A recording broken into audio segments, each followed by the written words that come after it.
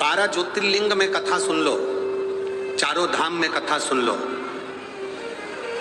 और एक बार कभी सीहोर कुबेरेश्वर धाम पर कथा हो रही हो तो 7 दिन बाबा की कथा वहां बैठकर सुन लो, पूरे तीर्थों का फल आपको प्राप्त हो जाता है। क्योंकि कंकर शंकर की तरह, वो कंकर शंकर की भूमि है। वहां का एक एक कंकर तुम चलोगे, एक पत्थर भी उठाओगे और हाथ में रखकर देखोगे तो उसमें शिव नजर आएगा। कुबेरेश्वर धाम की भूमि का ये महत्व है। और वहां से जितने लोग कंकर लेकर आए हो, या कई लोग बैठे होंगे जो कंकर लेकर आए होंगे, वहां से जितने लोग कंकर लेकर आए हो उनको हाथ में उठाकर देखना, धीरे धीरे पूजन करते रहोगे, उसमें शंकर का एक प्रतिबिंब आपको खुद नजर आने लगेगा, उस कंकर में शिव नजर आने लगेगा। कुबेरेश्वर धाम का कंकर शंकर की एक प्रतिबिंबता है, वहां की मूलता है। इसलिए वहां का रुद्राक्ष कोई पैसे से नहीं मिलता। कोई तुमसे यहां पर आकर कहते पंजाब में भटिंडा में कि ये सीहोर का रुद्राक्ष खरीद लो 200 रुपए में, 500 रुपए में, 300 रुपए में। सीहोर कुबेरेश्वर धाम का रुद्राक्ष तो सीहोर भी नहीं जाता।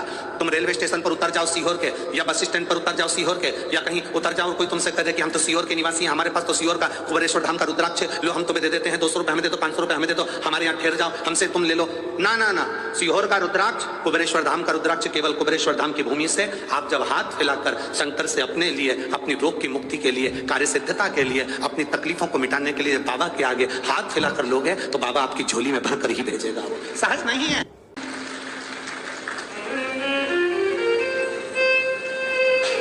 जितने रुद्राक्ष उत्सव में रुद्राक्ष सिद्ध करे जाते हैं, उनकी पूजन करी जाती है, वही रुद्राक्ष आपको साल भर में बांट दिए जाते हैं। वही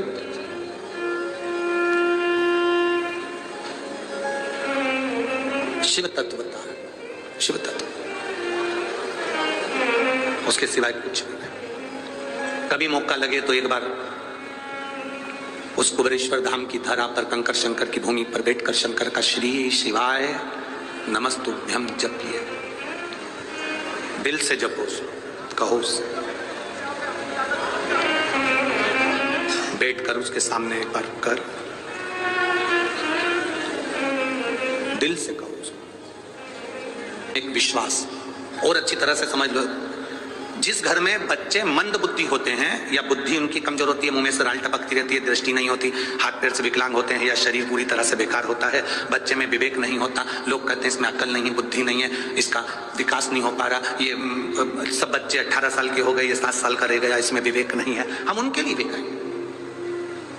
गाय अपने बछड़े को जब दूध पिलाए, और गाय जब बछड़े को दूध पिलाए तो बछड़ा जब दूध पीता है तो उसके मुंह में फेन आ जाता है, दोनों साइड में बछड़े के मुंह में फेन आएगा, उस फेन को चम्मच में निकाल लीजिए, और अमावस्या का दिन हो, उस दिन कुंतकेश्वर का नाम लेकर उस बच्चे को, जो मंद बुद्धि है, उसको 2-3 अमावस्या लाकर उस दूध का फेन, बछड़े के मुंह का फेन उस बच्चे को पिलाना प्रारंभ करिए, बच्चे का माइंड काम करना प्रारंभ करेगा, धीरे धीरे विकास करेगा। कुंतकेश्वर महादेव की भक्ति आनंदता देती है। कुंतकेश्वर महादेव कोई साधारण नहीं है।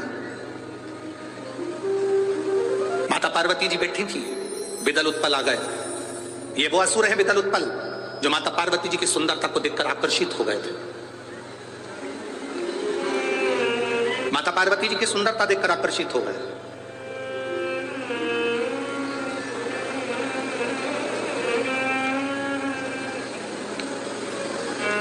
देवता और असुर, इनमें एक अंतर भारी होता है।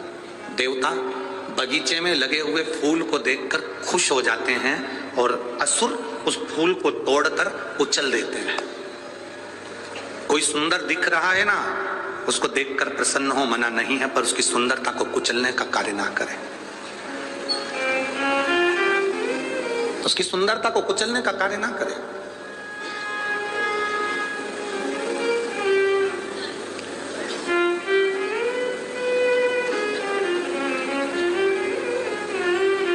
शिव महापुराण की कथा कहती है, विदल उत्पल ने जब माता पार्वती जी की सुंदरता देखी, दुनिया में ऐसा कौन है जिसने माता पार्वती की सुंदरता नहीं देखी।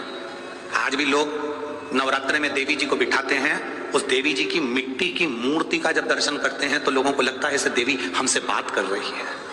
केवल मिट्टी की मूर्ति।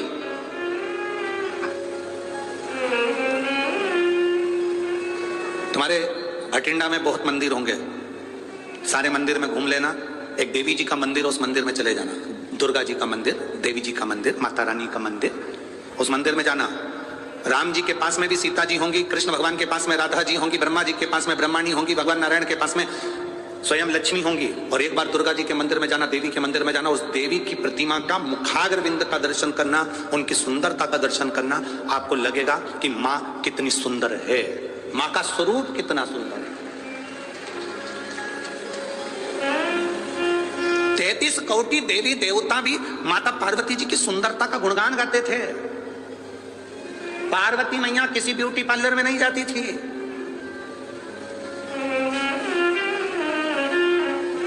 कोई सोने का आभूषण नहीं पहनती थी। उनके पिता हिमालय राज ने उनको सोने के आभूषण दिए थे, दहेज में बहुत कुछ दिया था, पर नहीं पहनती थी। दहेज तो इतना दिया था, हिमालय राज ने इतना दहेज दिया था, इतना दहेज दिया था, इतना दहेज दिया था कि माता पार्वती जी के 7 बार अवतार हो जाएं तो इतना दहेज हिमालय राज ने माता पार्वती जी को दिया था कन्यादान में। इतना दहेज दिया था। जब विदा होने लगी, शंकर भगवान ने पार्वती जी से कहा चलें? पार्वती जी बोली चलो।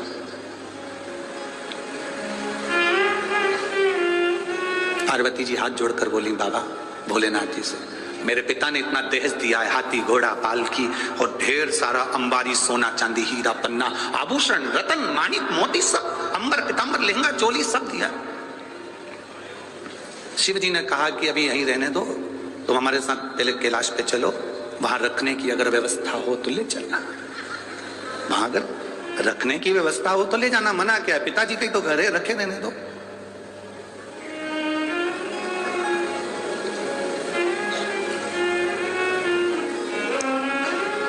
आप सबकी शादी हुई होगी, मेरी जीजियों, मेरे जीजा उन तुम्हें ब्याहने के लिए आए होंगे। आप सबकी जब शादियां हुई होंगी और मेरी जीजियों तुम्हारे कन्यादान में ढेर सारा सामान दिया होगा, बर्तन इतने बड़े बड़े भगोने, बड़े बड़े थालियां, गिलास, चम्मच, बर्तन, कपड़े, अलमारी, सामान सब तुम शादी कर कर आई तो अपने साथ लेके आई थी सारा बर्तन? जम के तो बोलो नहीं, गाड़ी पे चढ़ा दिया गया था, लोडिंग में भर दिया गया था, तुम्हारे घर पहुंचा दिया गया था। तुम शादी के 2 महीना, 4 महीना, 6 महीना, 8 महीने तक तो तुम अपने घर के बर्तन को भी नहीं देख पाई थी कि रखे कहाँ है। बोलो दी जीजो सही है कि गलत है? कहां पड़े हैं बर्तन तुम्हें नहीं मालूम, कहां पड़ा है सामान तुम्हें नहीं मालूम, तुम तो पटक दी। क्यों? क्योंकि मैं पति के घर में जब आई, मैंने देखा पूरे घर में बर्तन जमे हुए हैं, फर्नीचर बना हुआ है, गाड़ी कपड़ा सब रखा है, मेरे कपड़े की क्या जरूरत, मेरे बर्तन की क्या जरूरत।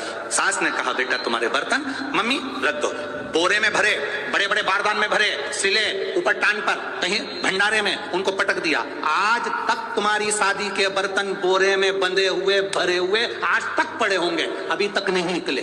वो तो तुम जब अलग होगी घर से तब तुम्हारे बर्तन उठा के ले जाओ। बोलो सही है कि गलत है?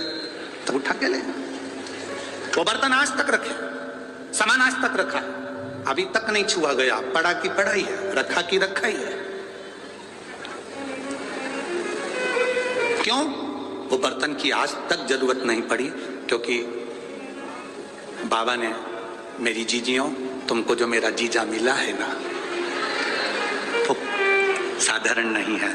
तुम्हारे मुंह से आवाज निकलती और मेरा जीजा ला कर दे देता है, तो बर्तन की क्या जरूरत है? बर्तन की क्या जरूरत है? भगवान शिव ने कहा पार्वती तुम चलो पहले कैलाश पर व्यवस्था देख लो, अगर तुमको लगता है कि तुम्हारे पिता के घर के सामान की तुम्हें जरूरत है तो तुम देख लेना। जैसी पार्वती जी कैलाश पर गई तो उन्होंने पूछा घर कहाँ है? Bedroom, kitchen, hall. Shiv ji बोले तो तुम देख लो, इतनी सारी गुफा हैं, किसी में भी घुस जा, ये सब कमरे ही तो है, बेडरूम ही है, जा। पार्वती जी एक गुफा में प्रवेश करी, उस गुफा से निकलने में पार्वती जी को लगभग 2 साल लग गए थे, एक में घुसी थी। पार्वती जी बोली इतना बड़ा बंगला मैंने कभी नहीं देखा, मेरे पिता के यहाँ नहीं देखा। शिव जी ने पूछा वो बर्तन और वो दहेज का सामान पिताजी की यहीं रहने दो, क्योंकि कहीं रख के भूल गए तो मिलेंगे नहीं। जब 2 साल में तो वापिस लौट के आई तो बर्तन और जेवर कहाँ रख के भूल जाओ, बता।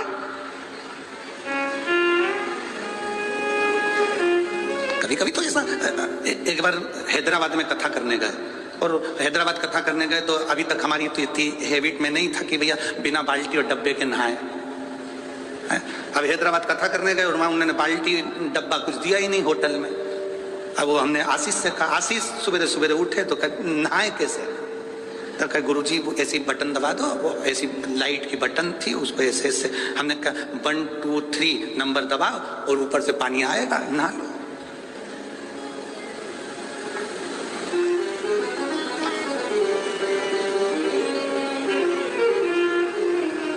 पर दिल को सुकून नहीं मिला, नहा जरूर लिए, नहाए जरूर पर सुकून नहीं। अब सुकून भगवान गजब की होटल है। अब हमने की साबुन, अब उन्हें ऐसे दीवार में 2 डब्बे रख रखे तो उसमें कुछ भरा हुआ था, इसे दबाओ,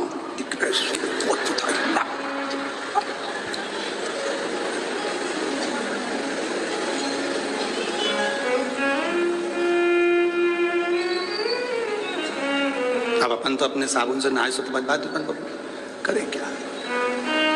अब नीचे जैसे कथा में जा रहे थे तो वो होटल का मालिक मिल गया, वो अग्रवाल जी कहने गुरुजी कैसी लगी होटल? हमने कहा बहुत जोरदार है, बहुत जोरदार, पर एक ही चीज की कमी, इसमें डब्बा और बाल्टी नहीं है, इसमें डब्बा बाल्टी। तुम हैदराबाद की कथा अगर टीवी पे डली हो तो हमने उसमें भी ये प्रसंग कहा है कि भी डब्बा बाल्टी तो दो, भले कच्चू नहीं।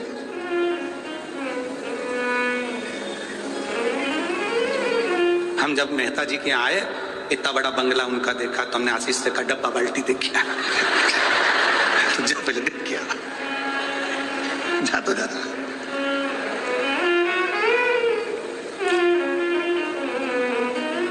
पर आनंद है वो, पंजाब पंजाब है, बठिंडा बठिंडा है वो, आनंद है। आज तो हमारे मेहता जी के बेटे का जन्मदिन भी है, क्या नाम है उसका? पद्म का। कहाँ है बेटा पद्म? आओ इधर आओ, पधारो आओ। आज इनका हैप्पी बर्थडे टू यू है, जोरदार ताली बजाकर स्वागत करिए पद्म जी का। एक माला दे बाबा।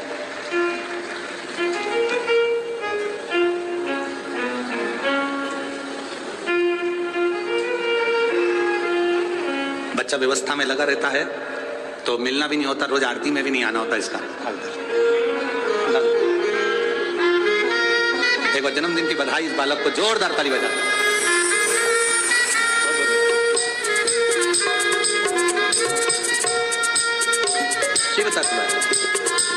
हर हर महा।